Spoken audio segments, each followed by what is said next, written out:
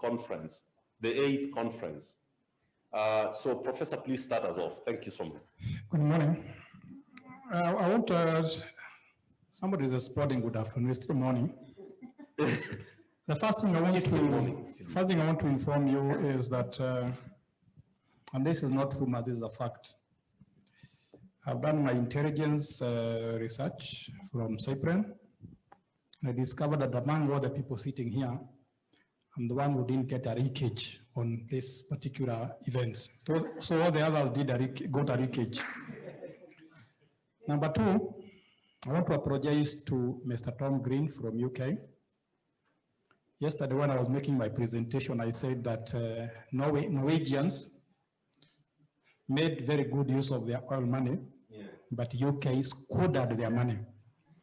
I think the word squandered was too much. I should have said they did not put that money into as good use as Norwegians. Let me respond to the specific questions that have been given to respond to. And something like, I can see all those institutions. I will respond very briefly and specifically on what these institutions or these players can do to strengthen the extractive governance or the extractive seminar or the sector. I'll start with the donors, not in any order. And one of the issues I have with the donors, not all of them, but quite a number of them, is that they don't understand how things are on the ground. To talk like a Kenyan, my friend Kim Osopia, they don't understand vitu kwa ground. So you need to understand what is happening on the ground to make good decisions, to assist artisan miners, to assist any type of miners or any Kenyans or any players in extractive sector. And one of the areas you can help them is in terms of information. You are not going to help people make decisions on extractive sector if you don't have the information. We argued yesterday that information is very scarce. And because you cannot get information from other players, you better be on the ground and get information from there. And I want to give you an example that I read about the other day, about somebody who went to Nigeria and built a dam, and then he piped water to the village. And people are very happy that there was water in the village. They don't need to go to the river. When the donor came back later, he found that people were leaving the taps and going to the river 2 kilometers away, and he was very confused. And he asked them, why are you leaving the tap and going to the river 2 kilometers away? And he got an answer that was very amazing. We don't go to the river to get the water, that is secondary. We go to the river to get the latest news. That is where men and women get their wives and husbands. So for you to tell us to stay at the village is not fair. What about the other institutions? One of them is schools. I think schools play a very big role in extractive sector, but I don't think we give enough exposure to the extractive sector. And one area that is of concern to me is geography. All of you can remember in high school studying geography, about physical geography, about the Ford Mountains, about the volcanism and so on. But did anybody talk about the minerals? Maybe that's the time we need to introduce kids that early so that they know about the minerals, about the extractive sector, and the value in that. We also need to do more research in that area. I argued yesterday that in high school, in the universities, in primary schools, everywhere, we don't do enough research on extractives. If you told a PhD student nowadays to study a thesis on extractives, you'd say that is dirty. That's not cool. They want something about the stock exchange, about the big companies and so on. If we have to move from 1% to 10% contribution of this sector to the economy, then there must be enough research about that area. I also believe that churches should be concerned about this sector. There's a lot that churches are very influential in this country, in politics and so on. Why not in the extractive sector? We have been taught to subdue the earth, but not to mistreat it. So I want more sermons about extractives from preachers. Yeah, we had one yesterday. Who was that? It was Jero. He has left. Any other preacher in this house? Yes, one here. Oh, another one there. I hope it's not a joke. Number three, we need to think about the parliament. And when you think about the parliament and extractives, we are talking of coming up with rules that cover the whole spectrum of extractives, from exploration and very important up to the exit. I have not looked at the rules very clearly, but how comes we have a lot of mines that are left empty? A lot of pits that are left unfilled? Does the rule cover that? Does the rule force you to fill a pit once you have done your mining? You have been using chemicals. Does the law demand you to clean that particular environment? So the parliament should be involved in coming up with rules, but the NGOs and other players must interrogate them. And that's where the public sector comes. One of the biggest inventions of 2010 Constitution, you cannot believe it, in my opinion, is not governance, is not devolution. Because that's what Kenyans love, devolution, because you can get money without working for it. But I think the biggest invention in the 2010 Constitution was public consultation. But it seems that the Constitution was ahead of the Kenyan public because they don't want to they don't want to participate in consultation. So I've seen cases thrown out in this country because there was no public consultation. But when you call the public, they don't turn up. So one way to change the extractive sector is to make sure that the public is involved. So that if there's an issue about mines, an issue about coal, an issue about cement, an issue about anything, the public comes in. After all, if there's something negative, they usually suffer most. If there's something positive, the beneficiaries. And I want to share an experience I had some 15 years ago on public consultation. As I told you yesterday, I'm not boasting, I'm just informing you. In Mississippi, in the deep south, I was taking a walk and I found a crowd of people, very big crowd. And as a curious Kenyan, I stopped to find out what they were doing. It was a public consultation. And guess what it was about? Naming a street. Who names streets in Kenya? Based on what? Somebody wakes up and says, this street should be called Iraq Street. It's called Iraq Street. But by consulting on smaller things like streets, it shows you how public consultation is taken seriously elsewhere. And that's what we need to do. There was a joke the other day, I don't know whether anybody comes from Nyandarua here. Kwani mnatoka wapi? There was a story in the newspaper about a public consultation meeting in Nyandarua where only one person turned up. And then the journalist was very cheeky. He said the only person who turned up also looked mentally unstable. So let's turn up for public consultation because that's where our voices are heard. That's how we can, our voices are heard and our dreams and aspirations can be taken into consideration. What about the private sector? I think the private sector needs to go beyond money and think about sustainability. In fact, when you think of private sector in this country, you think about money and elsewhere. But I think sustainability is a bigger issue in extractive sector. Very important because most of the extractives are finite. You cannot keep on mining indefinitely. And one way to think about sustainability is to think about diversification. What will happen when the mine runs out? And I have two examples that I think we can copy. One of them is Dubai. How many of you, can you show off, how many of you have been to Dubai here? Dubai? One person there, other one there. So the people in the middle here, which countries have you visited? Now you have seen what Dubai have done. They know that one day they will run out of oil. They have diversified by thinking long term, airlines, resorts and so on. Another very important example is British Petroleum. The other day I saw a big logo of BP and I was told it does not stand for British Petroleum. It stands for Beyond Petroleum. It's one of the biggest investors in solar energy. So companies can go beyond profit and think about sustainability. Civil societies, I think it's a high time that civil societies or civil organizations or civil society organizations or NGOs, whatever you call them, stopped playing this game on the periphery. You should be inside. Why? The journalists are called the fourth estate. The Kenyan Constitution gave us the fifth estate, the commissions.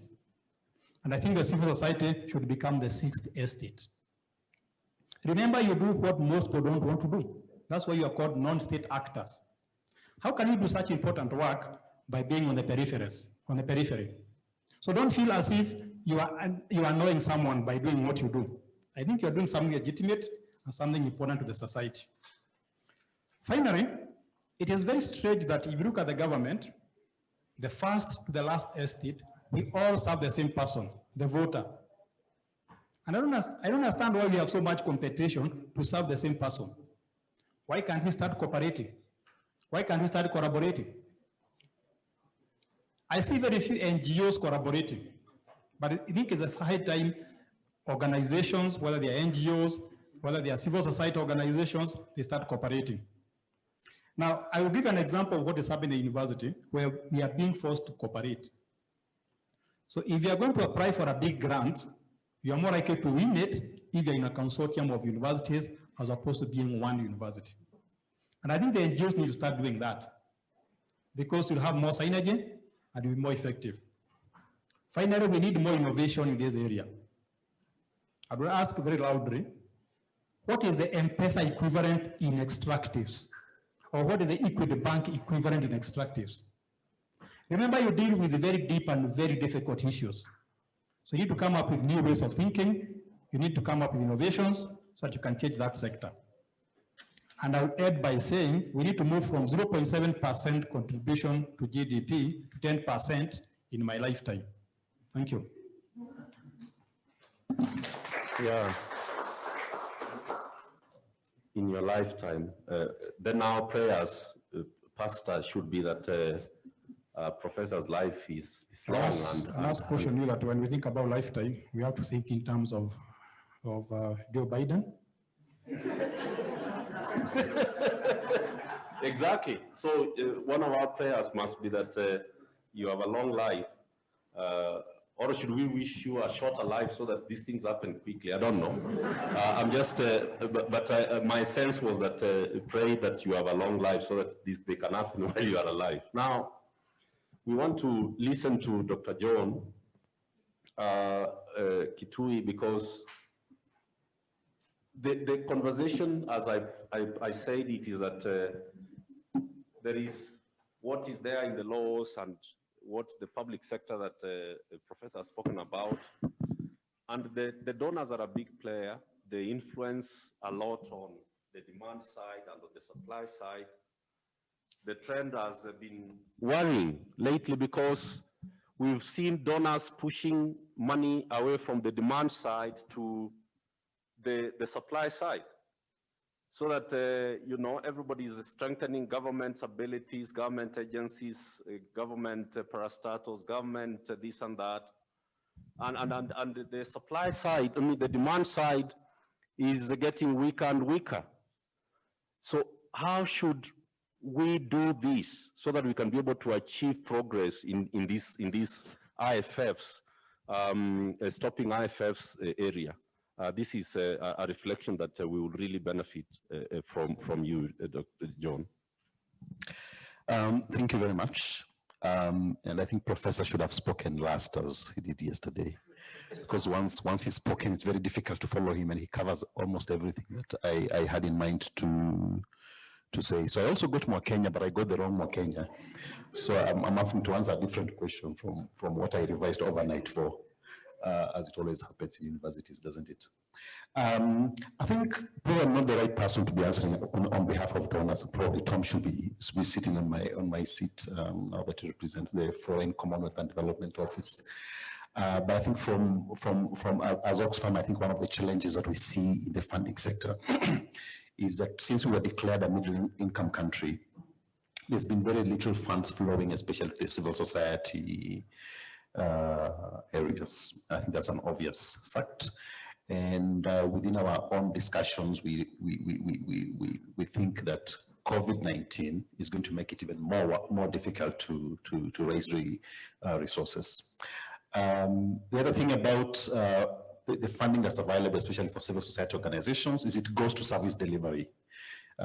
So if you're raising funds to distribute seeds or to distribute goodies, there's plenty of funding. But because it has numbers, it's easier to communicate those numbers. If you are THNA and you're trying to raise resources for advocacy, for challenging the government, for holding governments accountable, there are donors who are funding that, but they are very few. So I think for me, the message to donors represented here and not represented here is there is a very good case for a country like Kenya to resource the strengthening of the software, the things that make the systems function. And I think, as Professor has said, if we are the sixth estate, then the civil society plays a very critical role. The civil society represents the organization of the citizens. It represents the organization of the people. And you can talk about citizen participation and you can show up as an individual and they can call you mad or whatever it is, but you are very unlikely to achieve significant impact. And I think, as Oxfam will believe, organizing communities is more important. So they need to be mobilized, they need to be organized, and they need to act together. And that is civil society. Whether you're calling it a community-based organization, a women's group, a rights group, whatever it is you want to call it, the communities have to organize themselves. And I think for me, the encouragement is for donors to really channel some of the resources to organizations, especially national organizations, community-based organizations, organizations working at the county level, for them to get the resources they need to participate very strongly. I think the other thing that I would like to emphasize, I think as I mentioned yesterday, I think Professor has touched it. I think one of the areas that as civil societies we need to be raising resources for, and I think donors should fund, is making transparency and accountability work. I think every commentator has agreed we have good policies in this country. They can use some panel beating. They can be improved, but we have very good policies that are not implemented, or as Vincent said, power and politics are used to make sure they don't function. And I think for me, we have to always live with that reality that the world functions as it's desired to function, as it's planned to function for the benefits of a few. So I think the area of transparency and accountability is a key one. The challenge I would throw to us in this forum is I think we should live here and try to organize ourselves to make sure that we have a legislation on transparency, a standalone legislation that has a clear vision on the quality of the data we want, the openness in the extractive industry that we want, the availability, it being free as well when we need it, and whoever it is that wants it can get. And that transparency has to capture both the contracts, the revenues, the quantities of mines that are being, minerals that are being extracted. But I think I liked what someone said as well. I think we need also information on the actions that are going on, the political and the power actions that are going. I think Francis brought up a few things that I've learned from, and I've actually taken a lot of notes, but I'm wondering how can we organize that information? How can we make it more readily available? What is the Attorney General doing or not doing?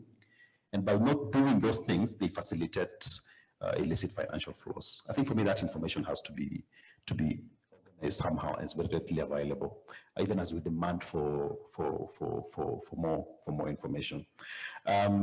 So I think basically, I think that I'll stop there, but I think the message to donors is they need to continue supporting civil society organizations that really work on the accountability and the transparency space, and not to be biased towards just funding service delivery, which I think is okay, but I think for a middle-income country, the county governments are doing a very great job, and where they are lacking is the accountability aspects, and so the governance issues can really be the great lever to make sure that we reduce significantly illicit financial flows. Thank you.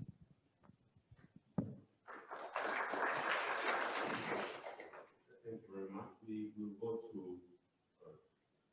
thank you very much, Dr. John, for that clarity and the very specific, recommendation in terms of what needs to happen. So Irene, I reflected with you on the whole subject about local CSOs in this space, and the big challenges of domestic revenue mobilization because of IFFs, because of all the challenges that we have been speaking about since yesterday, and all these double tax agreements and everything that is going on. So what should be the role of local CSOs in this whole policy and governance space, which is fraught with a lot of dangers? Some of them have been spoken to already.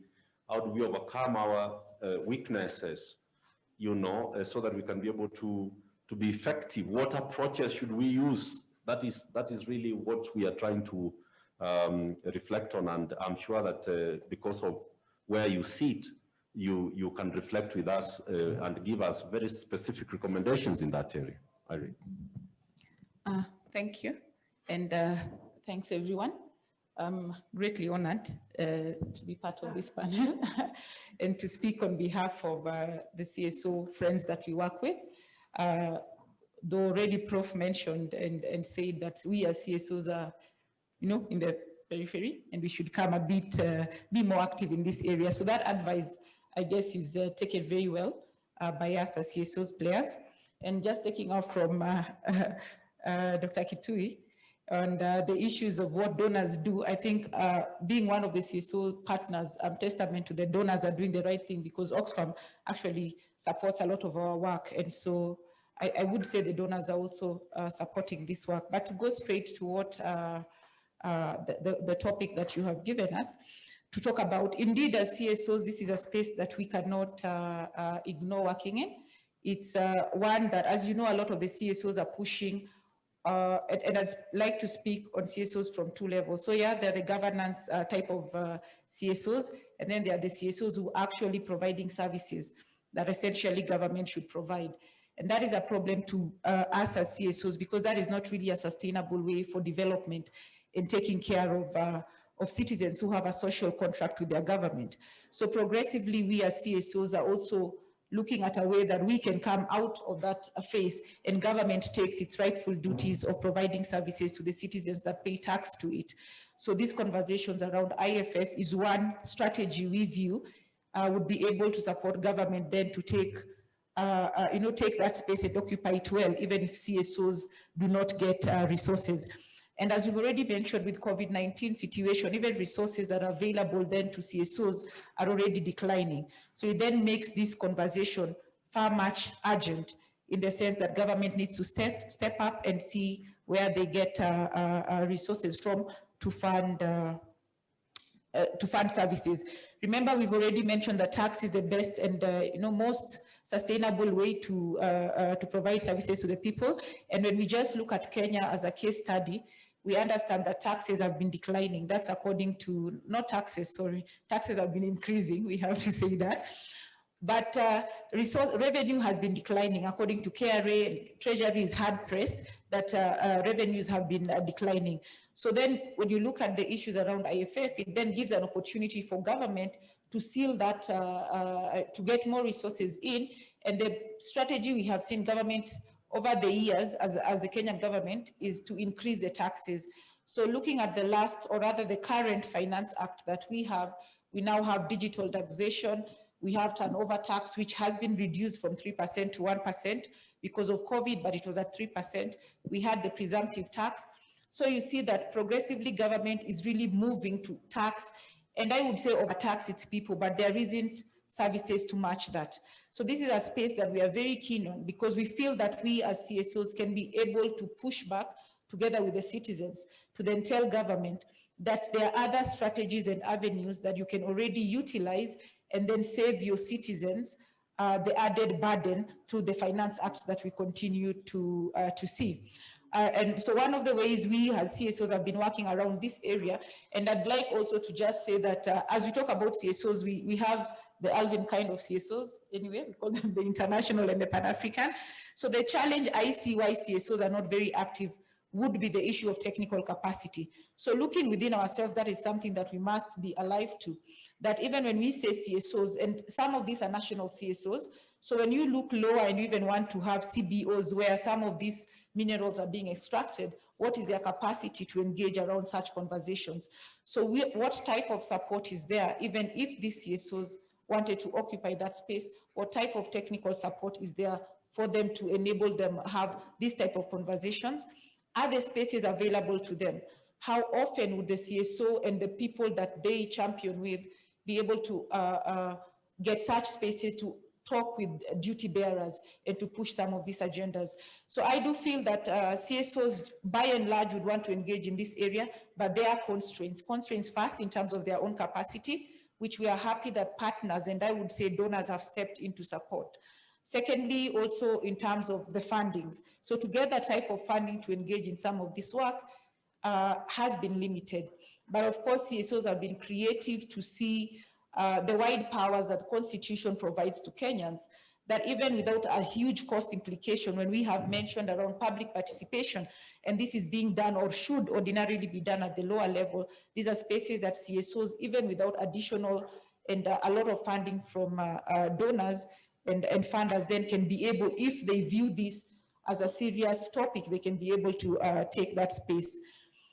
In terms of work around this area, I would say an opportunity that we see is also how we work with the devolved units. I have seen since devolution, conversation around extractives has greatly improved. So there's the pushback by county governments and even the Senate to say that, you know, some of these resources would be able then to come back to us as county and devolved units as equitable share. So there's an opportunity that the devolved nature of our governance then provides for us to be able to join in the issues of IFF. Sadly, though, I do not feel that some of these institutions, such as the Senate, have understood the import of this and how they can add their voice to such conversations. And by the net result then would be that services are provided and government actually addresses these loopholes we are mentioning around IFFs.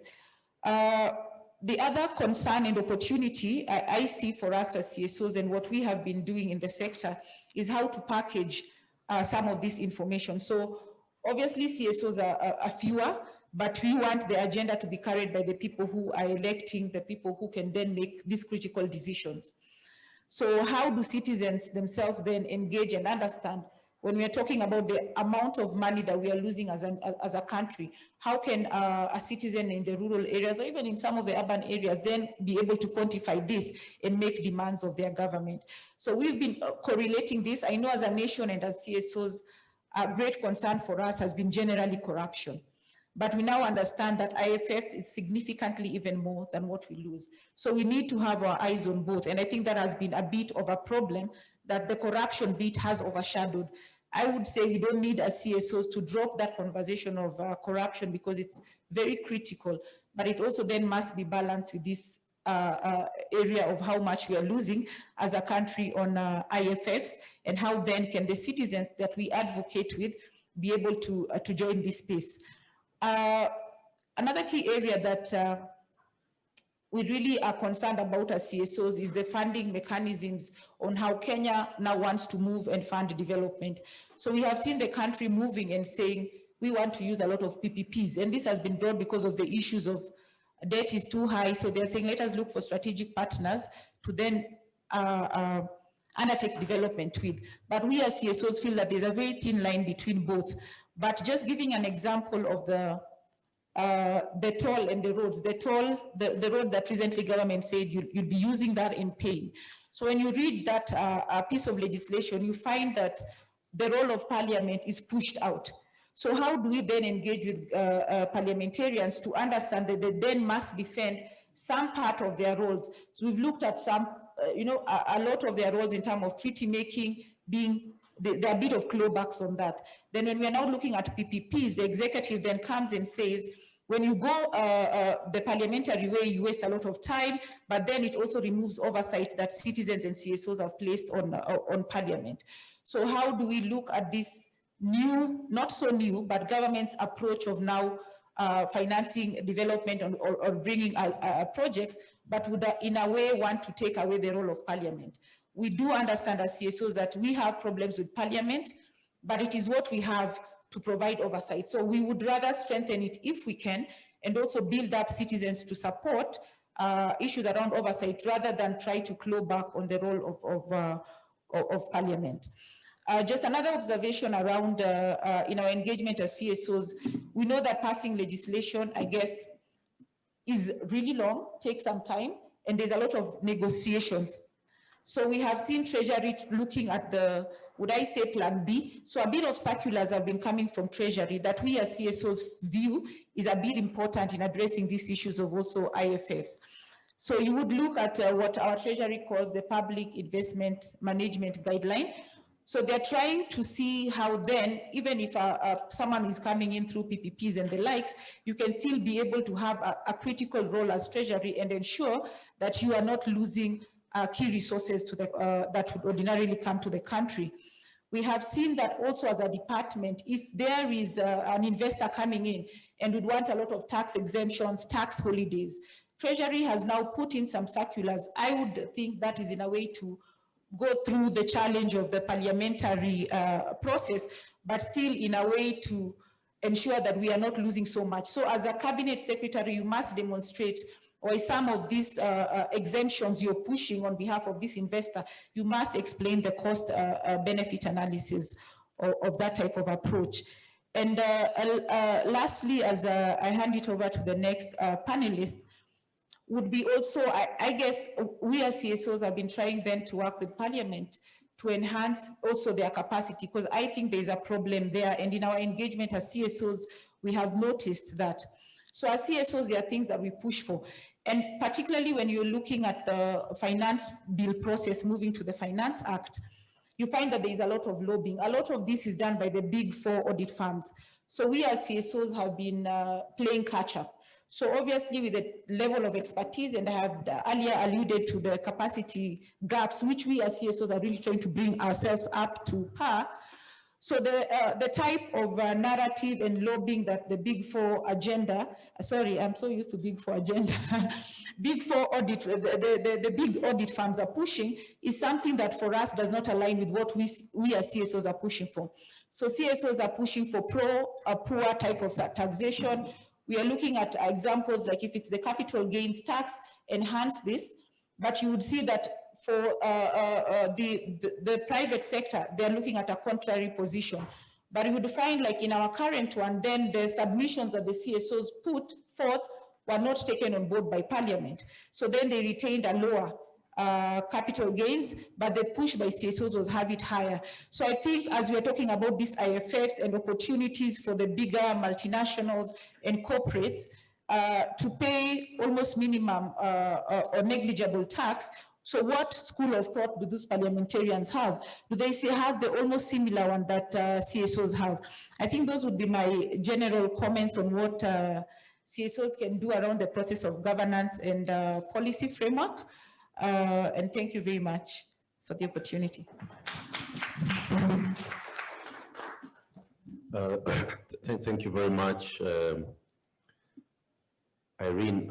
Professor, it feels like what Irene is saying is that we need to retreat as actors in this space. We need to retreat, and maybe this conference is asking us to retreat and reflect about where we stand post-COVID. John, that is what I'm feeling, because I know we have attended a lot of Zoom meetings and virtual meetings on, the impact of COVID on CSOs, on, the business, on everybody else, on thematic areas, health, gender, and so on and so forth. But I feel like there's a completely new context, and we need to think about it, because Irene is presenting and she's talking about CSOs. I've been in that space in the space for so long, but I'm feeling like there's something that has shifted, and we need to think about how we are going to engage to be impactful going forward. Thank you so much, Irene, for that.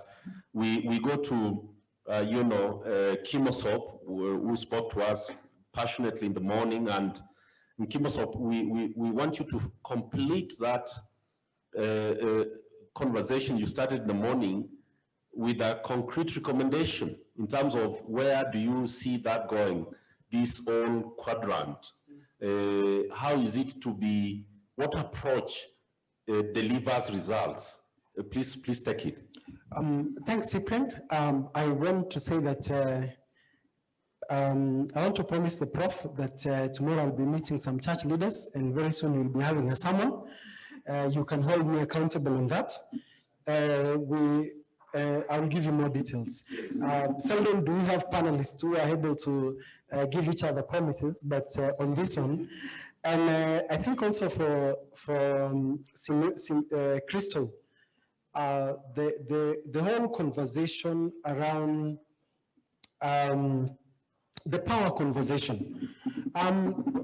When we talk about policy, Cyprian, I usually tell civil society organizations that are doing advocacy that the mention of the word advocacy is shifting and moving policy from theory to impact to practice.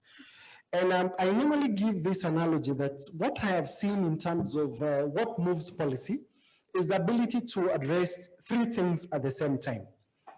Number one is the ability to address the head. When I talk about the head, the human head, I am talking about facts and figures, compelling facts and figures. Previously I was in Transparency International, we used to be doing the annual report on bribery index. And when I joined the tax justice space, I realized, whoa, for a long time we have been telling one side of the story. The story has been incomplete. So for me, for example, when the bribery index is released by Transparency, the global financial integrity, together with tax justice, should give the additional information because IFF demonstrates that the public corruption, the scandals we see in this country only contribute 5%. We haven't talked about the 30% on the, it's usually 65, 30, and 5%. So the head, compelling evidence that speaks to the whole picture. So that for me will be one thing that I will talk about, how we move frontiers. Number two is the issue of the heart. When I talk about the heart is our stories need to connect with people. It is all about people. We can have very good coverage, you know, the way we do in civil society, how many coverage did we have, how many remedials, you know, those kind of reporting, that we should not stop our focus on the people. When I was in Kimare, one of the things the people said is that, by the way, even though we are complaining about FLOSPA, there are also good things that they have done in this community. And at times, the narrative, let's tell the complete narrative. On the side of the people, the injustices, but also, what is it that really also the investors are doing right? And the additional story that also I saw there, and which I pointed out, was the gender dimension. How, for example, power is influenced and how power is discussed. So the humanizing these stories. One of the things that I would add to what my colleague Irene has shared, Irene was advising an organization doing work on IFF or doing work in the extractives, is that I realized that no one has helped these communities to tell the stories in their language. So when you're going to these communities, you have actually stories from what this CSO has published, and you know the way we do a report, introduction, methodology, chapter 3, the normal report.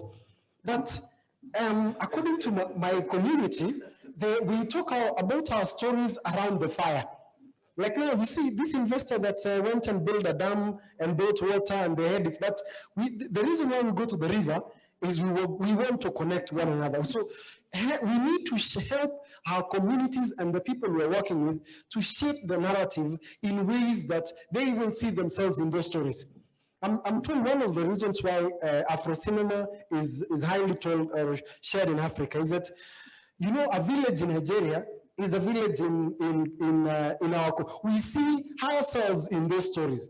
How do we facilitate those conversations in ways that the people we are targeting actually tell the stories, we see ourselves in those stories. I want to give this example at this point, and I know Alvin is speaking after me. Alvin, last week, Kerry had a tax summit. And I want to say this, that I personally think one of the things that we must congratulate is such kind of initiatives where we see governments coming into the spaces we so desire, meaning that the challenge, the things we've been recommending, we want to see such conferences. But you will notice the conference was mainly governmental, president. The person they're talking about, the taxpayer, was not very much in that picture. So then the segmentation, for example, of our engagement. So PAC, for example, remaining at the Pan-African, and then the EATJN, the ECONUS, these organizations engaging in that space. Because I believe if that tax conference was done in a way that mirrors the Kenyan picture, one of the things that would have happened, a lot of frontiers would have been shifted. So this is, for example, to the NTAs, to the, we need to see ourselves in those summits, speaking and sharing our perspectives in ways that the forest, not the one tree which is clear is seen.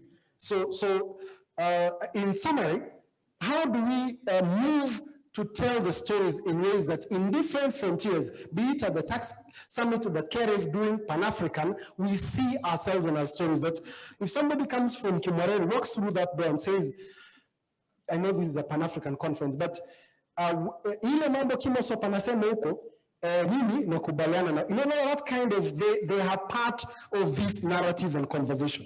Then the final part, which is then the issue of the wallet, the W, the head, the heart, and the wallet, is that these costs need to be told in ways and in languages that they can be able to relate with. I remember the social math. When we were talking IFF, like we can give the figures, these are the billions we're losing, these are the, in this sector. But if it is told like, for this amount of money that we have lost, it would have educated this number of children. It would have empowered this number of women in ways that we can connect our stories, that my grandmother in the village will be able to relate with these conversations. So for me, those are my first three ways that we can shape the policy conversation. I want to make just one final story. I want to share one final story that I saw, I see in Migori, and I also saw in the community. One of the things that they actually said that even though our leaders have been bribed, even though that at times these companies use divide and rule tactics to actually continue making profits, one of the things that the communities actually said is that ultimately, you know, these are our leaders. We need to continue working together in such a way that as community, we are being empowered, we are being trained, we are working together as an organization. We also require that we speak the same language as together with our leaders. It is not enough to get credit as CSOs for highlighting the gaps, the injustice and everything. We need to work to make our governance to look good and to function. The space we've occupied for a long time, oh, this organization has done this and getting good headlines is not enough. Success comes when we together get governance, everybody playing their role. In summary, getting the governance gridlock to function, where CSOs are doing their part, governments are doing their part, communities are doing their part, the media are doing their part, and the security apparatus are doing their part. Why am I saying this? And Simone has challenged me to always appreciate this gender conversation. In Kimberley, I saw women said, you know, when we used to have this company here, one of the things that happened is that some men left children here. And today we do not know where to take some of those children because this company has gone. Now that was a power conversation that when those companies were coming to be, whereas we were talking about profits, how resources are coming, the social dimension of the impact and the investments needs to be part of the picture when this conversation is happening. So for me, I would buttress this by saying, policy ultimately needs to be reevaluated progressively as we move ahead. It might be working today, but tomorrow morning, other changes may come in. The social dimension was not part of the conversation when investors are coming in, but these impacts are real when we go to the communities. And then finally, Cyprian, we should know when to exit the stage and others to take credit. I want to say this, that at times, and I am saying this with a lot of humility, we overstay we overstay as CSOs when credit comes in. For example, if Kenya gets a credit, I want to give this story, Alvin. When we got the, what is it? When the judiciary got there's a the Mauritius tax DTA that was overturned by the judiciary. One of the lessons that I see back is that I think as CSOs who are in that space, we need to know how do we share that credit when it came out. For example, during that journey, we had the KRA supporting us, different entities openly and others on the back. We need to find out how to make the ministers, together with the president, be part of the glory when they are shining, because whether we like it or not, the politicians have a role in moving policy.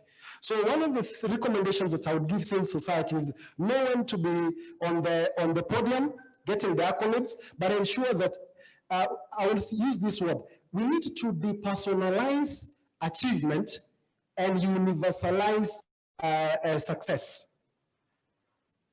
I hope that is correct in English, but I know you've heard me. I appreciate it. Let's appreciate Vincent. This is, I hope you took the notes, because this movement from the head to the heart and to the wallet is a critical one. It's a critical one. Vincent, you remember that in 2000 we did the political accountability with the National Commission on Human Rights, and we demonstrated that the money that we lost through the Anglo leasing would employ 22,000 nurses, and that is when the thing caught momentum across the country, because people now are saying, if this thing can employ 23,000 teachers, and our sons and daughters who graduated from college are still out here, it is this corruption that is denying our sons and daughters employment, 22,000 nurses, and quantifying it so that the wallet side can be felt. And I think if we start from why don't we start from the wallet? Because if we start from the wallet, it looks like it will move quickly to the heart and the head. But anyway, that is an arrangement thing.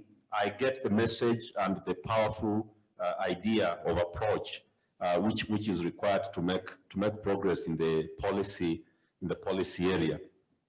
So we finally go to Alvin, and Alvin, we are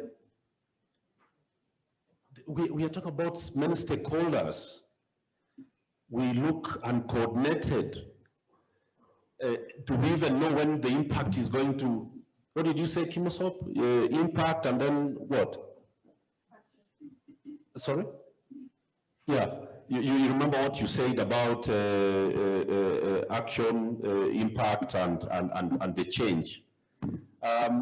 When is this going to happen? How do we get coordinated? At the Kenyan level, we have been talking about the Kenya Country Mining Vision and, all the important work that is being done in these areas.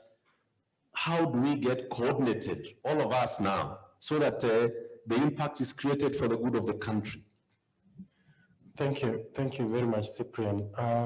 Speaking the last, and some of the questions you've raised, I think have also been dwelt upon.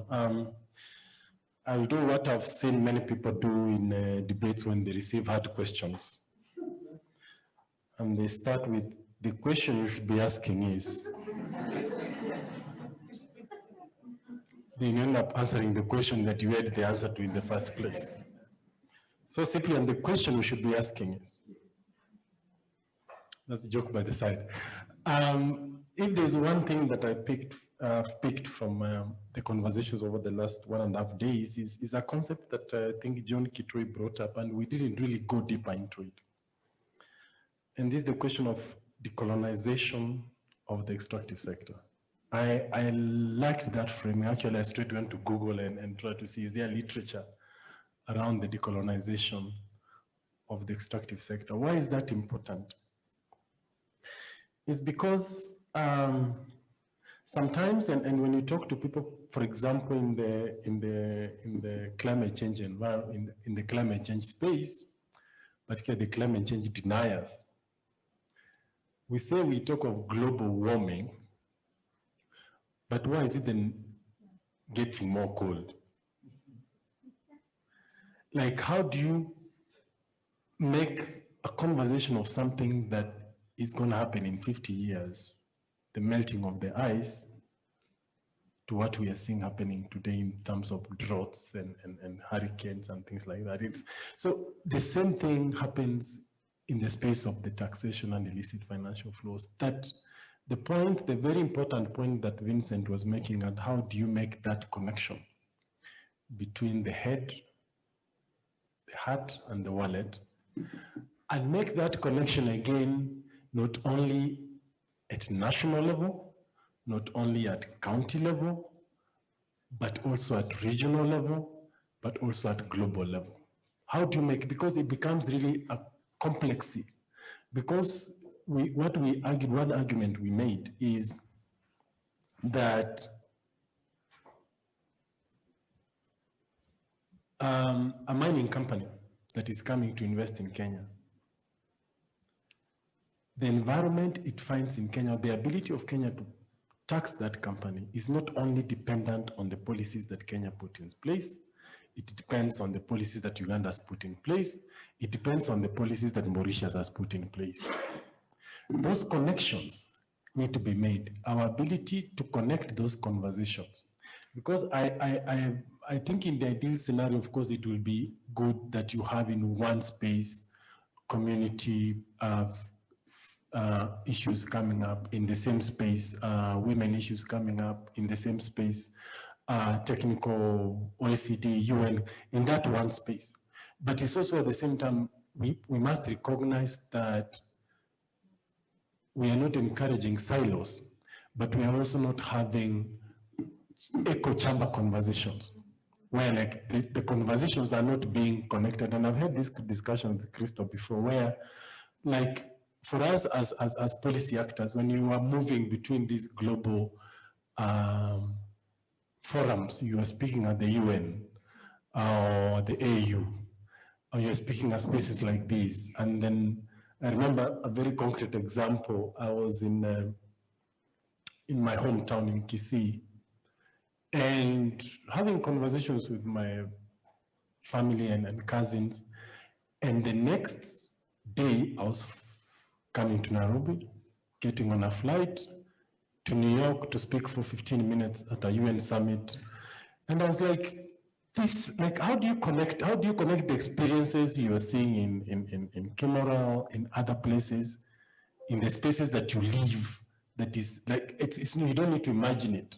It is, when we talk of health impact, it is your relatives. It is the people you are paying for in terms of hospital bills and all that.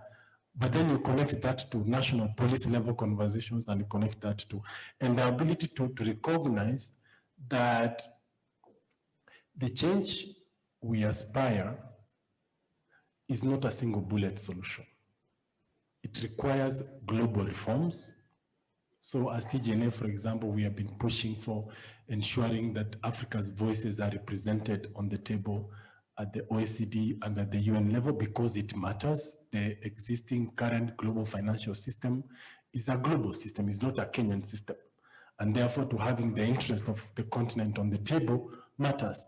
But then how do you then cascade those global solutions to national level solutions, from national level solution to community? Particularly in one of the panels that we were discussing here was talking about Kenya not lacking on policies, but the challenge of implementation. Again, back to the decolonization. Every time you're attending a meeting on this natural resource governance, one of the first slides you see is Africa owns 70% of this, of gold, of titanium. Like it's a very standard, if there's PowerPoint presentations, you will always see that about how much Africa owns on what resources we control. But do we actually control those resources? Do we actually own them?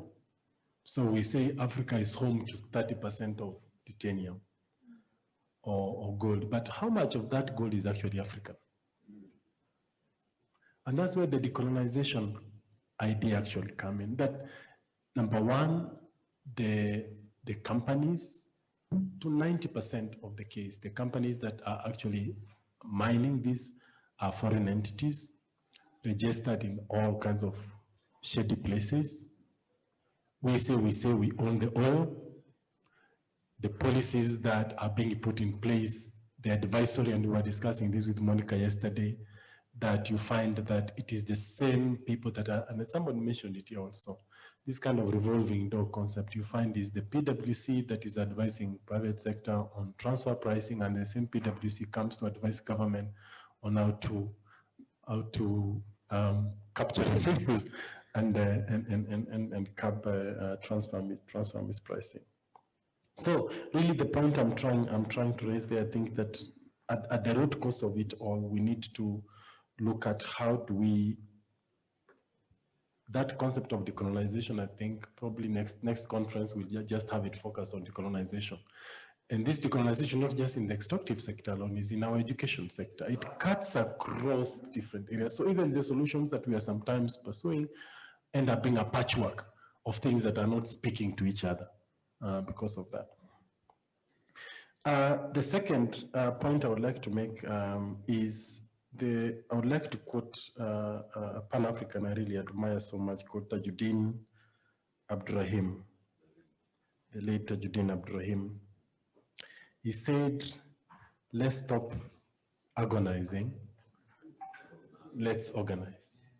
And I think I'm building again to some point that John made, that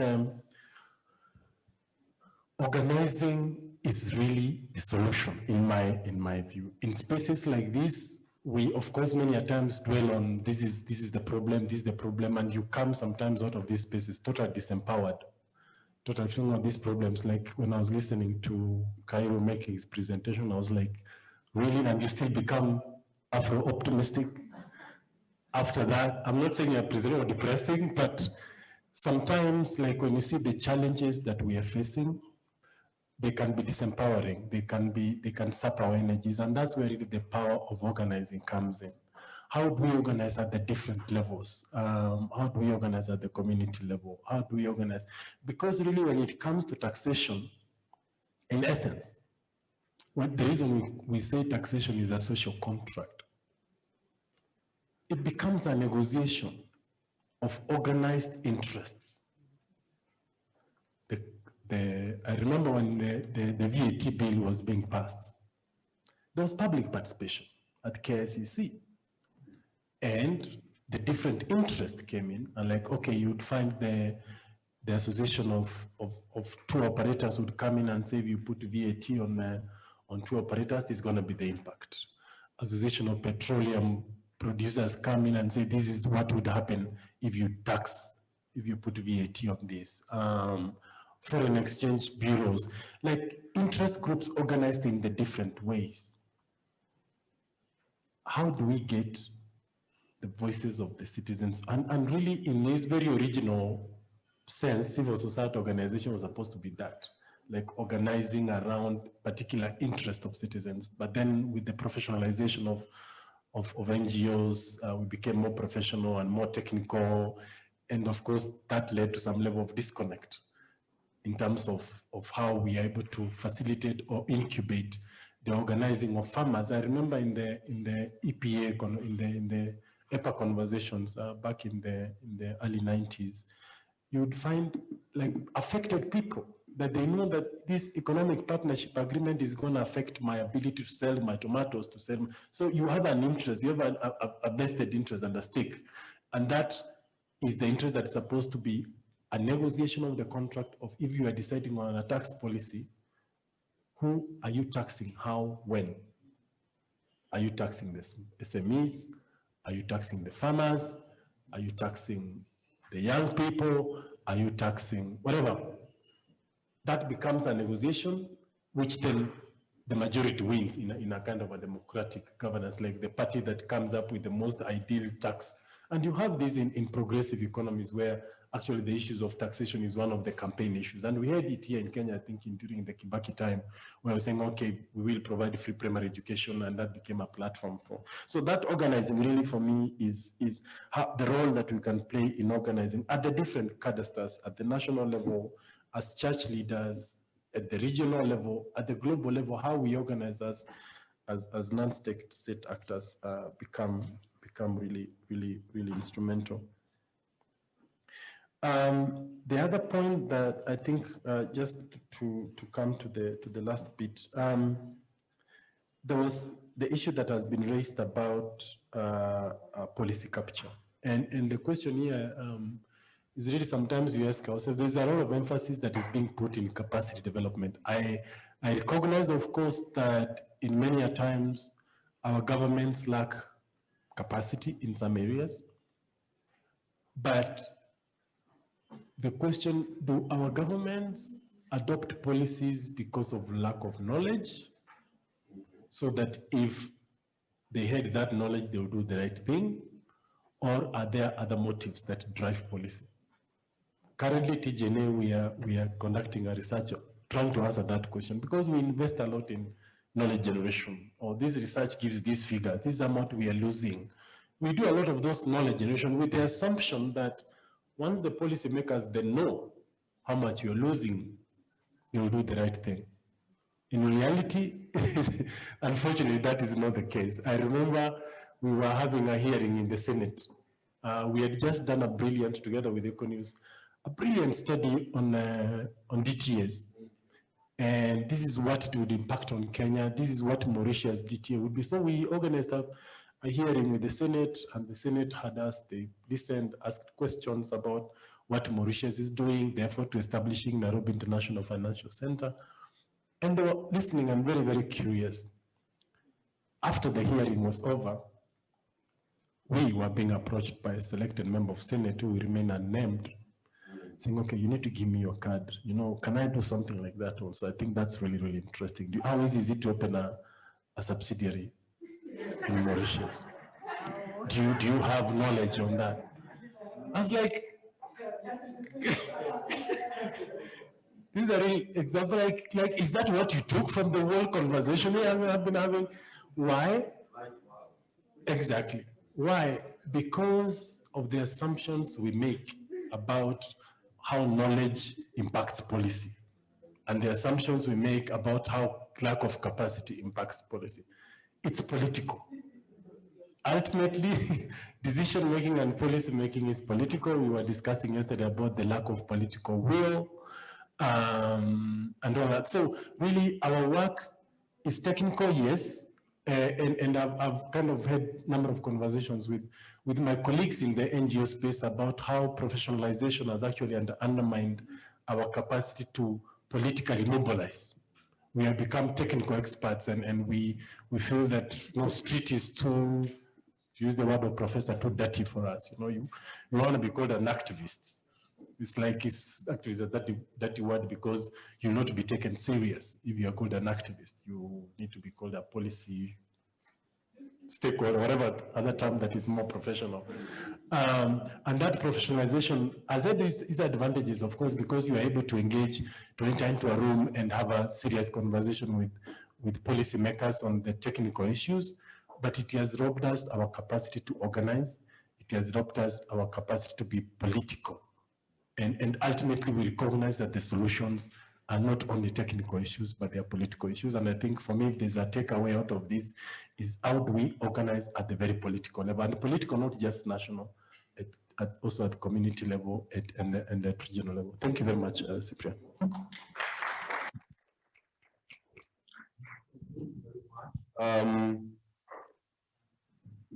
There is always a temptation to start the conference now, because the conclusion, those of you who have worked in Somalia, and I can see quite a number of people in this room who have worked in Somalia. Somalis are these kind of people who, if you don't start with the conclusion, they will switch off. They will start speaking Somali language right there and then. You will hear conversations going on all over the room. Until you ask what has happened, and then they tell you they don't know what you are going to present on. They don't have this thing of a preamble, that Kimosop was speaking. No, they don't operate like that. You start by telling them why you are here. What are you going to say? So now the conference over the last 1.5 days was about this, So this now tells you why we put this conference together, and why TGNA and the partners and the organizers of the Pan-African conference came together. It was for this. And it's now very clear why this is so important. And yesterday in the morning, I was saying that I have worked in very many sectors in civil society, but I came to the conclusion about 6 years ago that everybody, regardless of what the president normally says, regardless of what they are doing, everybody, regardless of what they do, should pay attention to this. Because this is the kingdom that Kwame Nkrumah was talking about. Kwame Nkrumah spoke about the political kingdom. He should have spoken about the economic kingdom. Seek ye first the economic kingdom, and then what will happen? And all the rest shall be added unto you. The politics, the whatever, you will be respected. You will you'll become a voice in the world. And that's why this is so important that everybody, I was telling Danny yesterday morning that we invest so much, Kimosop, in democratic, free and fair elections. And then you get the Sonkos and Babayaos elected in free and fair elections. Then what? You get? I think everybody should invest in this, because once you have the money, and once you are educating people and they are, they have jobs and security, it doesn't matter which idiots really come there, because the academia is there, the civil society is there, the media, and everybody will be there to do their job, and the systems will work. So I really want to thank the speakers in the final session. And the reason I warned about the danger of starting the conference now is because if I was now to open for questions, now is when the questions will come. Now is when the questions will come. So, Christo, is that to say you have questions? Yeah. You see now what I was talking about? So what I want to do is to request that we listen to 2 or 3, oh my God, I see about 6 interlocutors, the answer up. If we can make it very precise, and don't ask questions, please speak to the recommendations so that the outcome statement people capture that. Don't ask them questions, because then I'll take another 10 minutes to respond. So speak to what they have said in their recommendations. So we'll start from number 1 here. Number 2 there, number 3 here, did I see hand there? Number 4, oh, 4 is a good number. We can deal with that. We can deal with that. Is there someone online? More of a comment. That will be number 2. So 1, 2, 3, 4, and then 5. So Christo will start, and then we go online, then we come back to my brother there, and Honorable Nancy Abisai as we move to the left. Okay, let's start with Christo. Very precise. Is it on, sir? Is it on, actually? Hello, yeah, it's on. Yeah, thanks. it is. So I was going to ask Professor Raki a question, but I will skew it into a comment that hopefully ends up in the outcome statement. Exactly. And I'm really taken by this idea of decolonizing thought processes, knowledge, existence, and where we are in the scheme of things globally. And he spoke of GDP growth and hoping in his lifetime he sees it growing from 7 to 10%. And I question, and I've said this before, so forgive me for those who've listened to me, but we can't go back to normal if normal was part of the problem, right? And so where growth and GDP growth was central to economic planning, to economic policy making, and on the continent where GDP growth has grown in tandem with inequality, it shows a direct correlation to this idea of growth at whose expense and growth for who, if only 1% of us is growing. And so I question the idea of centralizing the concept of GDP growth and economic growth in specific, and what happens if we replace that growth with something else. And then following from that, he spoke about innovation, and I wonder what decolonizing innovation looks like. And he spoke about M-Pesa, and I wonder if M-Pesa as a neoliberal approach to inclusion, or in quotes, inclusion, what that means and what ideology is it couched in, and whether we can open up to think a little bit around what ideology and what leaning do we want our innovation to be couched in and rooted in, if we're going to be looking at really the happiness of African citizens, because at the heart of it, that's what we're looking for. I really don't care about growth if it means that a majority of us can't access don't have universal access to health, to education, to opportunities, to dignity, and to equality for us all. Okay, yeah. Professor, please don't respond. The two very concrete inputs from Crystal, and I think they are well captured. You will appreciate that what Dr. John started off yesterday has caught fire. John, you can hear that Alvin is reflecting about a conference on this. We should, I told you, this was the start of a call. I was right, you see now. So very concrete about this decolonization. When we talk about innovation in that context, what does that mean, all right, in taking us forward? So thank you so much. We have Omaru Mahamani, and he is basically saying that he feels that at the end of conferences like this, we come up with very elaborate recommendations, but no tasking so that actual action happens from today. By the time we have the next 9th Pan-African conference, if COVID does not completely ruin things next year, and we have pastors, they have told us that we will survive. What actions concretely?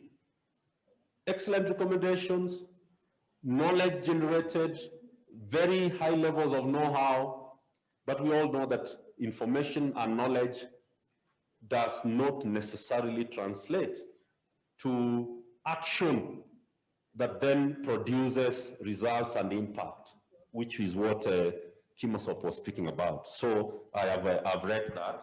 Let's come to my brother there.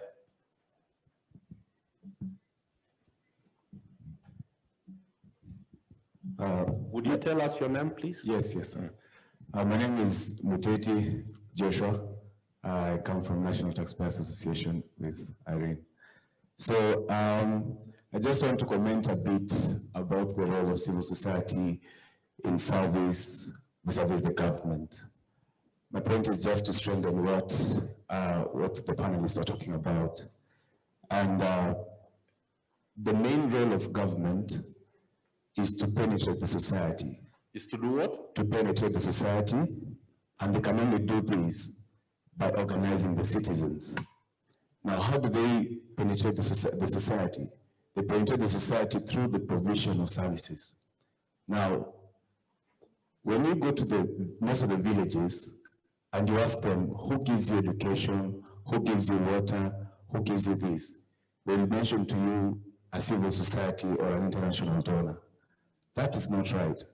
What should happen is that the government should be the face in terms of services. So what is our role now? Our role is to make sure that the citizens are well equipped with the information so that we'll be able to demand from the government. I saw comment on Twitter as the elections of the United States elections were going on, and someone was commenting and saying, just recently we had the Tanzanian elections. Why are you not commenting as much as you're commenting to the United States elections? And then someone responded and said that access to information is very important. Whatever is happening in the USA, you can see it, real-time information coming. Whatever is happening in Tanzania, nothing, totally nothing. So how can you speak on something that you don't even know? So those are my 2 comments. Thank you. Thank you very much. Very powerful, the place of information to bring about transparency and accountability, empower citizens, bring about agency. I think that is, Muteti, thank you so much for that. We come to the Honorable Nancy Abisai. Very critical points.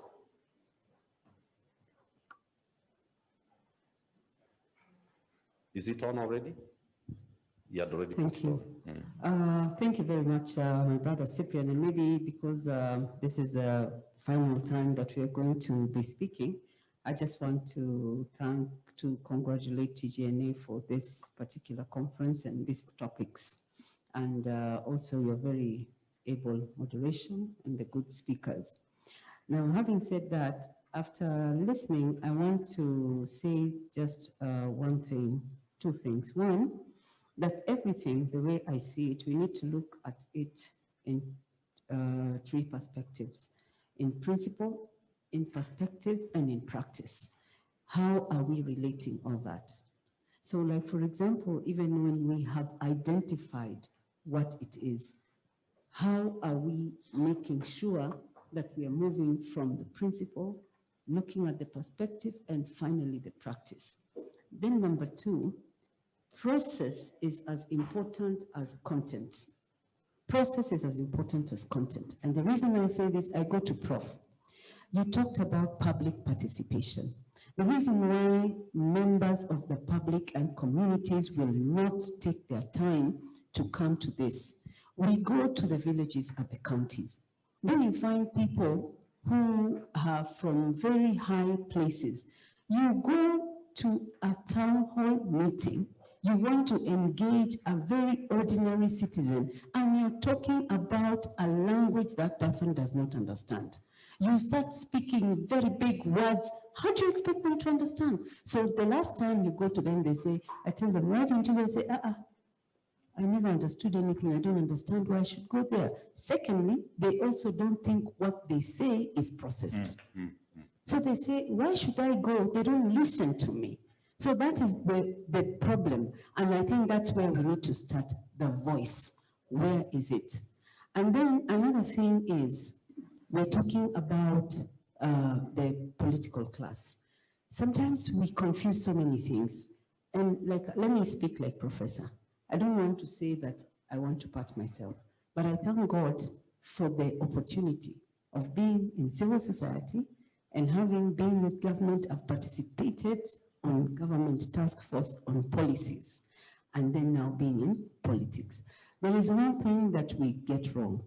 This is a political person who comes, it's a free and fair process. You find somebody because they are very popular on the ground. They are elected. The first time they are coming to parliament, probably they have a bicycle only. And then now, with this bicycle, tomorrow, they wake up. For the first time, they're seeing, I have this money for doing so many things. They get overwhelmed because it's new money. So they don't think about anything else.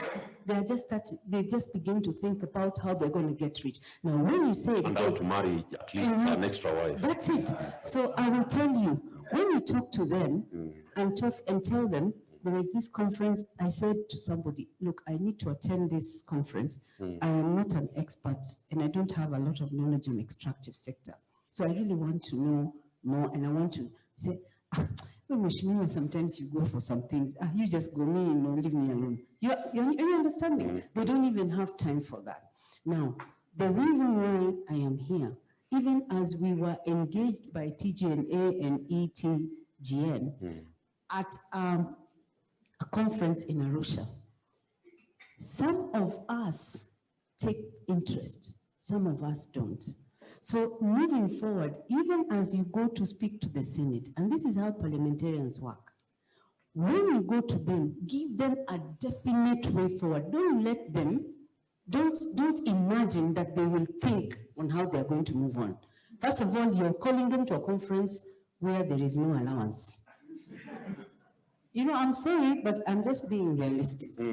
Because we are trying to look at how do we move on, and parliamentarians play a critical role in making sure that the policies are passed. When you go directly to the executive, then you find that it is also being moved by cartels.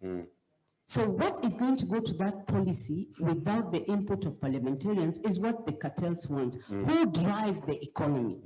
So at the end of the day, you will not even like it. So that's another way that we need to actually think about it. And then finally, you're looking at an area, and then you're thinking that members of parliament are here.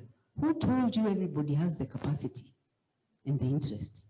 So even when you have this knowledge and you build the capacity, some of the members of parliament, and I can tell you, are very key and extremely intelligent. They come from a very good background, very well schooled. You know, they can lecture you on any topic. But in terms of how do you develop the interest? Because at the end of the day, I need to retain my seat. Are you understanding? I need to retain my seat. So even if you come up with these policies and everything, how is it translating to me? If it does not answer that question, forget it.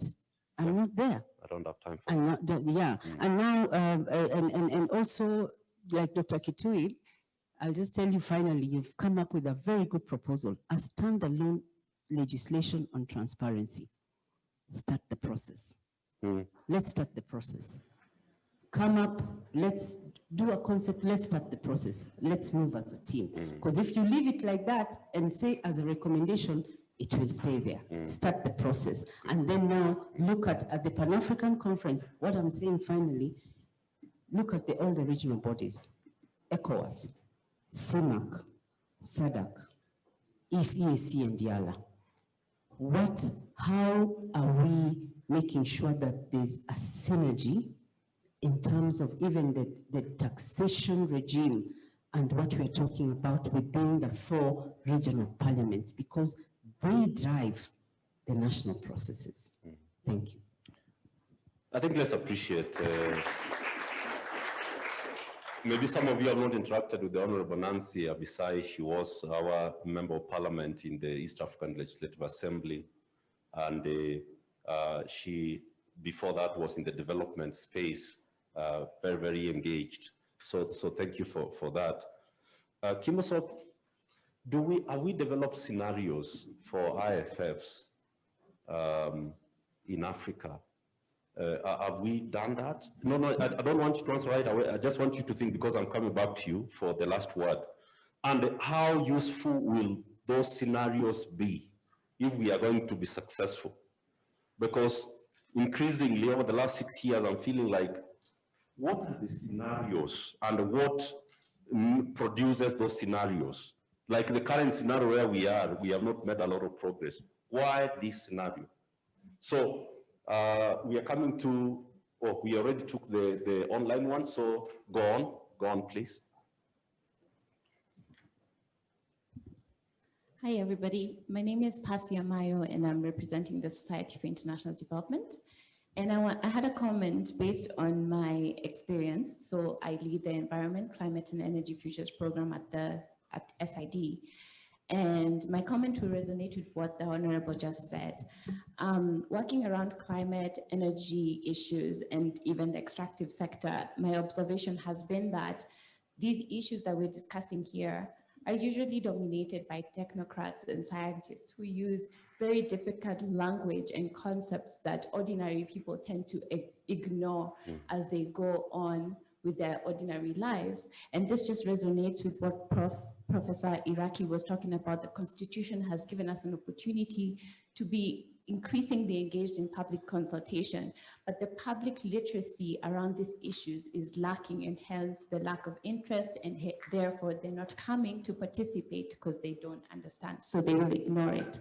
I had a question, but I'll make it a food for thought, and it is connected to what one of the speakers, I think it was the professor, I forget, but he was talking about the identified shrinking financial pools for transparency and governance-focused work. Dr.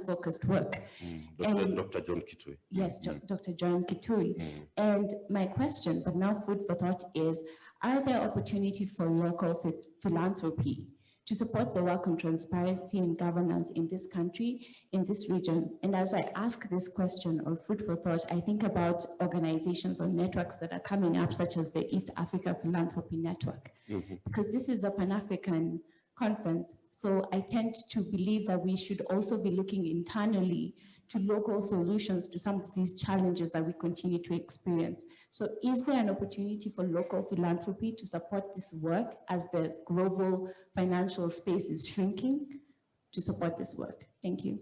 Thank you very much, very much. Let's appreciate Amayo. And Irene, you know that in our space, we have come to the conclusion after 6 years of research and interaction around public participation. Prof, this is for you as well. We have actually come to the conclusion that public participation is not going on. What we are having in the country, at least for now, is participating the public. The county governments, the ministry, they are participating the public. So they send WhatsApp messages around in Oma Bay and some county there. They have a list of 250 or 180 people who are good. They'll give them 1,000 shillings each. They will bring the county, policy or, budget. It is 380 pages. And how can somebody interact with a 380, 500 page book on the day, within the hour at 2 p.m. And then the CEC says, we are also going to the next county, sub-county, so we can't leave these books around here. So, I mean, it's not public participation. It is really participating the public, so that you say, we convene the forum. I think that is what you are saying. So we have a huge challenge, and there are important questions and recommendations and comments that have come right from when, Christo started the session on comments and also questions. And I think the decent thing to do is to allow for a quick comment from each of the speakers in the final session. And I'm sure that in the meantime, the outcome statement team is set to run us through the summary of what is in the outcome statement, and I think they'll give us guidance. But for now, I'll just allow everybody a minute or so that you don't have to respond to that. You just give your closing comment, and I threw some things to each of you, see how to handle that, and then we conclude and go to the outcome statement. Let me start from my brother, Kimoso. Two things. One is that, yes, there are scenarios that have been done, but they were done for the extractive sector, and specifically to the Kenyan context, and this were done by Econews Africa, where you were the chair. So perhaps one of the things that you may want to do is to extrapolate that and move it to IFFs. I also know that there was scenarios done on fiscal transparency. Alvin, I remember there is a report you shared, but that was at the African-wide space. So perhaps maybe one of the possible work that can be done is then using those to then develop one scenarios for IFFs in the African context. Now, the advantage of doing scenarios is that scenarios help us to paint possible options into the future. I've seen Crystal has stepped out, but if you see the scenarios that we did in Kenya, I'm saying we because I was at the IA, but I was not part of it. On the 5 scenarios, the Katiba, El Nino, Maendeleo, and the Flying Geese, is that you are able to look back that even the current confusion in the country under BBI is because we were not ready to confront the realities. But you can see clearly the Katiba route, the Maendeleo route, the Flying Geese 2007, Flying Geese, we yet to get there, but also the El Nino in 2007. So it helps us to prepare and to see what options and what interventions that we can have. In relating to the topic of the day, just in summary, I think we should be also, I would want to encourage us, now that you hear that I preach, that there are times that it is possible to really complain of what is not happening. If you talk to this gentleman called Feroz Norji, and he tells you the history of Kenya, from detention without trial to today, whereby the president of the Republic has an advisory from the CJ, that if the High Court tomorrow morning gives even a date, he will be bound by that. And there is also progress that we've made as a people and as a sector. And it's good to celebrate success. So I want to encourage us, commend TJNA, commend other parties, that it is good to celebrate success. But beyond celebrating success, it's also good to ask ourselves, what do we want to be like 5, 10 years? Like, just think about PAC. This is PAC, the 9th PAC. Think about the 15th PAC. Well, how do we want the 15th PAC? Assuming the 15th PAC is convened by AU, whereby now clearly, because they are the policy-making platforms, takes away from TJNA. You see, that can be the kind of, what do we want to see the future be? The other thing that I would also want to say is that ultimately, this conversation has to make meaning in the lives of the ordinary person. I was talking to Augustine from Haki Madini, that I was very inspired when I came from Kerio Valley because of 2 words. That the people say that even when the company closed here, Haki Madini stood with us, and they still remain to be with us. They've kept the hope alive. That when these people came here, in Kiswahili, for those who don't hear, allow me to use the Swahili term. Haki Madini walipokuja hapa, tukakuwa watu.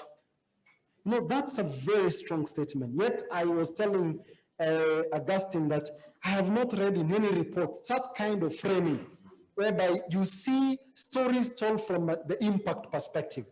So I want to also say that let us celebrate milestones, but please keep the focus that ultimately it's all about the people.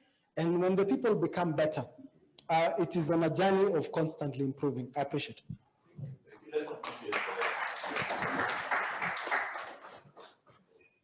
So you want us to go this way? Yes. Thank you. I think Krista has left, so I wanted to say something about what she raised about GDP. I prefer nowadays not to talk about GDP, but talk about GNH, gross national happiness. Totally agree with her. That you can be rich, you can be affluent, but if you're not happy, does not matter. So I totally agree with her. Innovation, I think most of you would agree with me that there has been a shortage of innovation on governance. We have been voting since the age of grit. Nobody has come up with an alternative voting. Can anybody give me an alternative to voting? Can we get our leaders to an alternative way instead of voting? Consensus. That's what Chinese have done, but you say they are not democratic. So I still demand there should be innovations in the governance. Decolonization, I think I'm getting very amused by that term, personally. If you go to Nairobi Primary School, or any primary school around Nairobi during the daytime, around lunch break, and you call the name Ryan, or Brian, or Jaden, all the small boys will come around them. So what decolonization are we talking about? I think, to be sincere, we love colonization. It's only that we don't say directly.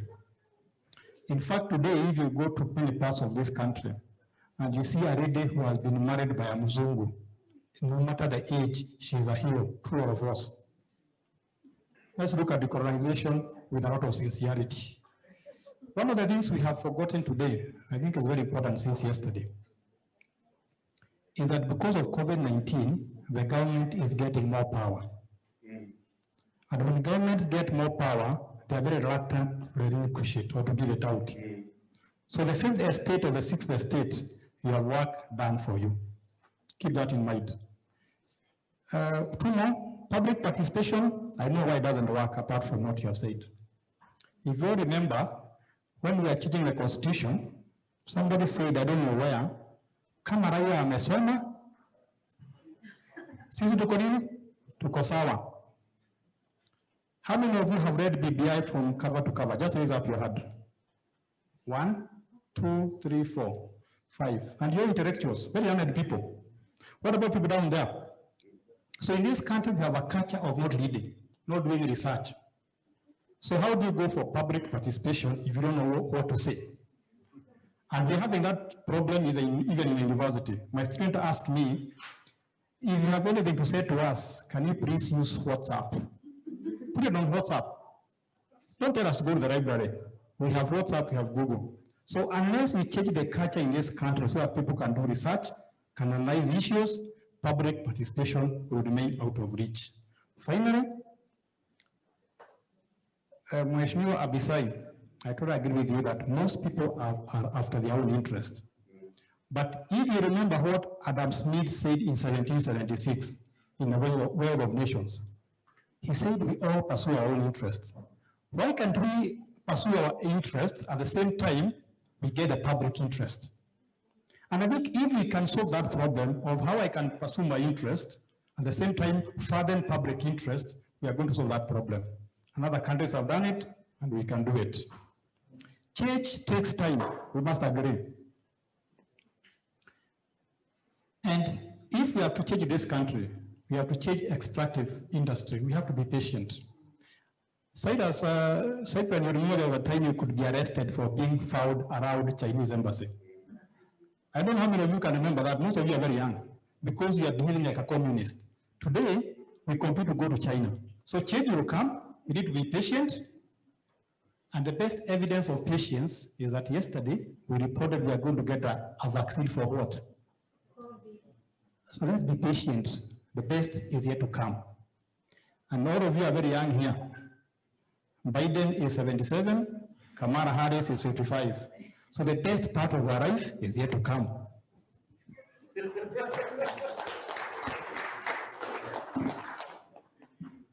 Thank you, Prof. Very briefly, on decolonization, I think despite the skepticism of Prof, and rightly so, I think, yes, colonization looks like we all like to be colonized.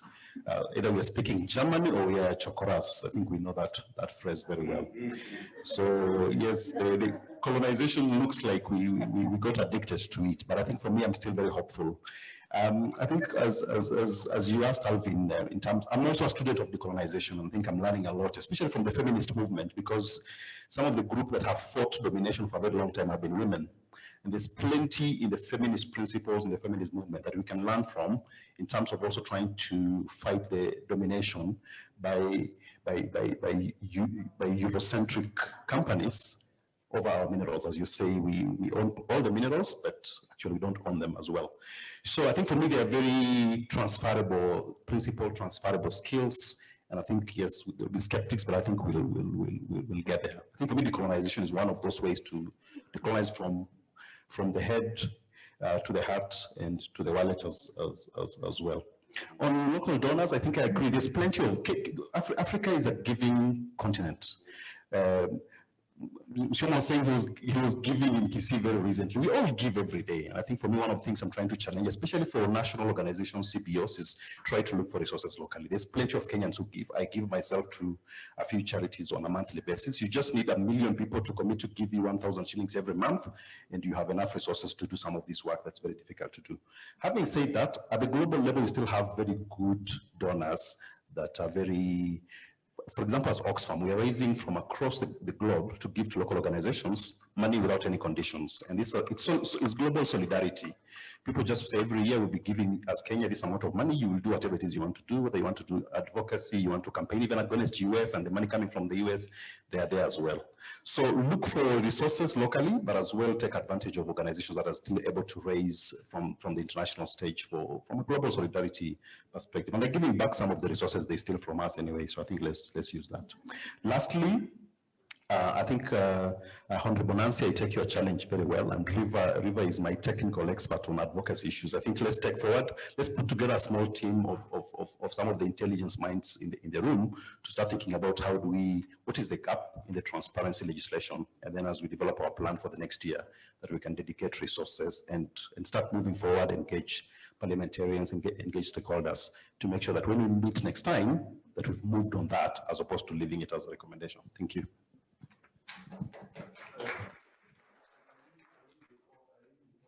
Come on, Prof, because you have been speaking about preachers, the fact that our people have become so brainwashed that they hate themselves and love that which is, you've heard of the Stockholm syndrome, among other things. That is the reality, is actually the reason why decolonization. Not why we should now succumb and embrace it. It is the reason why now decolonization should be the strategy and the focus, because that is how we are going to liberate ourselves and again dignity. As Martin Luther King used to say that, nobody can love you if you don't love yourself, and nobody can respect you if you do not respect yourself. I thought I should say that because we need to get the inspiration. I say this panel was to give us the spirit of this conference, because the content and the letter is there. So the fact that things have become so bad that we worship and they venerate and our people are so brainwashed, that they have gone to that level, is more the reason why we should rise up. I think what was put to me was the issue of public participation and the challenges there. Is it like the government is just calling people to these sessions, or what is the rationale?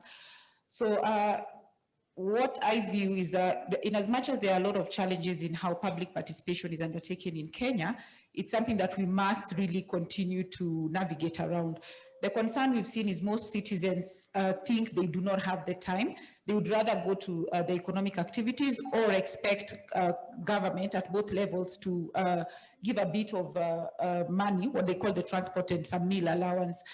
But what that has done is that a few people continue to go to these spaces, and then that has killed our type of public services. With the COVID-19 situation, we can already then see that our public sector has been neglected throughout. And it's because how many of us even seated here can say you have used the health center across your home, or that we all have insurance. But as we are looking right now, we know that we are all really one family. So all of us with our private insurance are very exposed when our friends who cannot access the public sector have a problem. So I think for me, the concern would be, with all the challenges we have in the public participation, citizens, and particularly the middle class, because the challenge you have said then is that people cannot look at those documents, but we can be able to look at those documents on behalf of the people who cannot engage with some of those documents. So for me, public participation is a space that, if we are really honest and we want to address the issues of inequality in Kenya, that is a space that we must try to sort out. And the issue of giving a bit of facilitation, I do not think that is the right way that Kenya needs to proceed. Our priorities are quite, a lot of priorities. So when you're prioritizing, would we want to give transport? Is that where we want to apply our money? Multiply that by the level of the number of places these meetings have to be done. So I think what we need to push for is that we do this at the local, very local levels, and then try to work with our duty bearers. It doesn't have to be a weekday. I think when you look at some of these challenges, the civil servants are, and politicians are working with the Monday to Friday, 8 to 5 kind of thinking, but that is not working around with citizens. How do we also use technology in some of this? Do I physically have to go there, or how can we then use technology to give some of our comments as citizens? And my final comment is, I know for us, the political class has really defined what is a key moment for them is the electioneering period. But for us as citizens, I think we haven't understood really and rather appreciated the place of taxation. So there's a lot of conversation and public participation around the expenditure and the budget side, but the part of the revenue bit, there isn't so much conversations around that. And that is where the burden that we will carry for a long time as citizens. So if there would be a lot more public participation and sensitization around the finance bill stroke, the Finance Act side, I think we would be midway there, because there is where you see, looking at the 2015 finance bill, I think 2015 or 2016, is where government was also giving a blanket amnesty. So wherever you got your money from, we don't care, just bring it home. You know, so those are the kind of loopholes we have left, because we are really not scrutinizing the revenue bit. So the expenditure bit is really growing, but how we finance it, we end up financing it through debt, because we are not really, dialoguing around what will you tax, how the other issues that we have discussed around. So for me, I think a key recommendation and something that we as all players can try to push is much more visibility and action around the revenue part of the budget, as opposed to this side. And then also just going to these public participation spaces, even if we do not rely 100% on the public services, we do it for the people who do not have an option.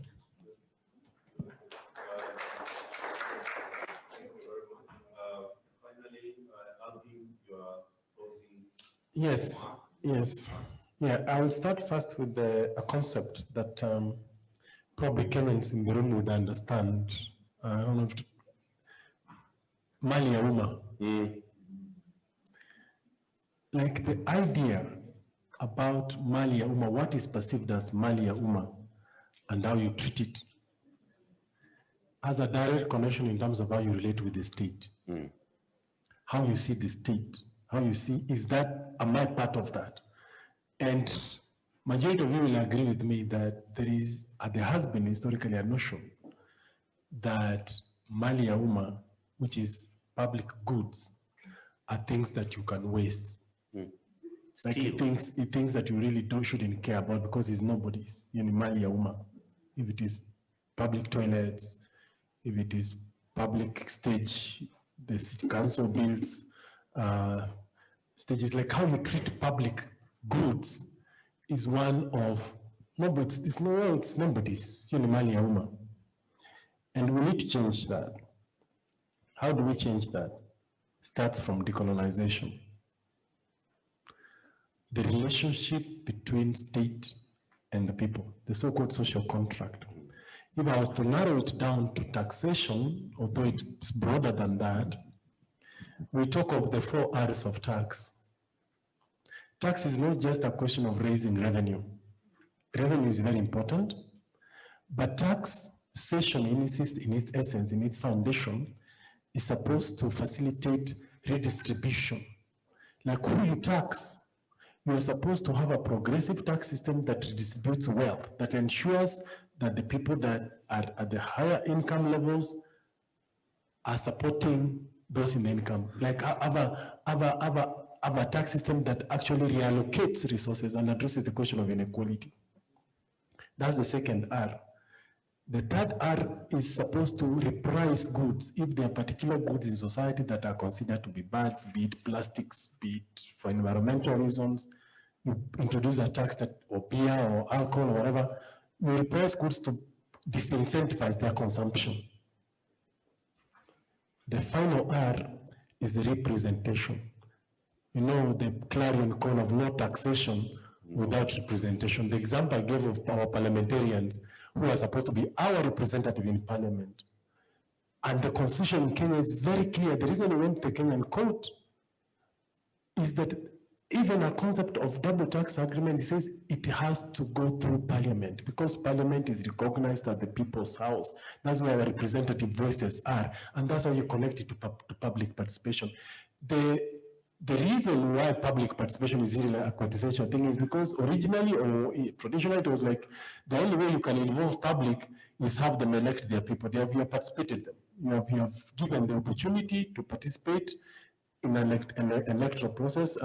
Professor, when you were asking about innovative ways of governance, the public participation was seen as one of those innovative tools of ensuring that citizens actually participate in government processes beyond just election.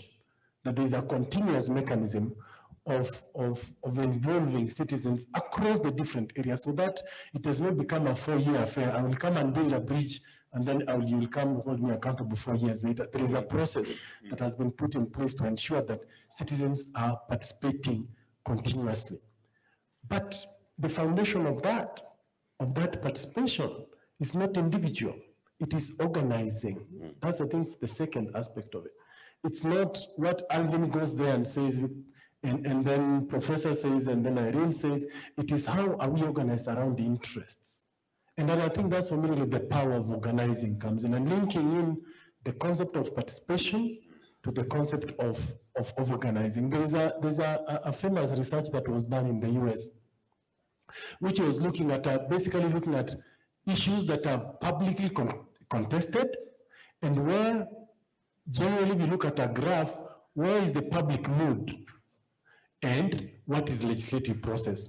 You would assume in a graph that this will be, for the mathematicians in the room, it will be, how do you call it? It will be, is it horizontal? Not horizontal, you draw this and then the line that goes diagonal. But it will be a diagonal relationship, that the more cities, the more people are interested on a particular issue, the more it's discussed in parliament, because that's how you would assume in an ideal scenario. Then they looked at key issues in the US. They looked at gun control, for example. What is the majority view in the US on gun control? You realize that the majority actually favor some level of gun control. The majority of citizens favor some level of gun control. But how is it in legislative? In legislative, nothing. It's like you would feel that it's the opposite of it. The same thing on abortion. The majority of citizens favor some safe abortion. But how is it discussed? And why is that the case? It is a question of interests. Capture. The state capture, how the gun lobby is organized to influence policy matters. So I think that we need to connect the idea of participation and not removed from organizing, so that citizens are organized in the different interest groups and different areas. And this, I think, the NTF work, for example, like how citizens are organized in their interest, because even if at the community level, you go to Kerio, even if you were to organize a public meeting, you'd find that not everyone at that level is interested in fluorspar mining. Not all it will be the people that are directly feel that have a stake in it, but are they organized? And I think one of the recommendations that came here in terms of how we organize small scale miners, the brilliant work that Monica is doing about focusing on women, on artisanal mining. So that organizing really is how we get our voice heard. Then that organizing basically inputs into participation, which then leads into policy. So the last point I would like to speak to is the idea of narratives, and I think if we were to remain optimistic, that narrative matter how we define policies, how we shape our ideas and our ideologies is based on particular narratives. So the risk always has been that these narratives are captured within the technicalization, or like the techniques of framing issues to become so technical, removed from the broad narrative. And I think that's where we as civil society, I like the example that Vincent gave about our standard reports of introduction and methodology. That is a framing that we've been given that we have not questioned, because it contributes to exclusion of people that can be able to engage in those. So really questioning the narrative of how the language and the word we use and how that can be inclusive is part of the decolonization conversation. Yeah. Thank you. Because professor will not mark your dissertation unless, yeah. But let's appreciate Alvin.